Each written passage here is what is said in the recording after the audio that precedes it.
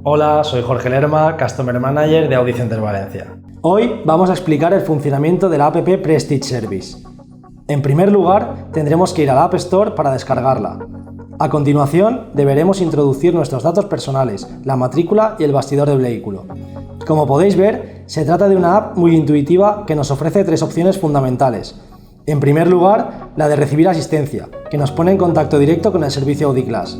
En segundo lugar, tenemos la cita previa, que nos indicará todos los huecos disponibles a lo largo del año para coger cita en el servicio oficial favorito. Y por último, localiza tu Audi, que solo funcionará en caso de que tengamos activados los servicios de conectividad de nuestro vehículo. En la segunda pantalla veremos todos los vehículos que tenemos vinculados con la app.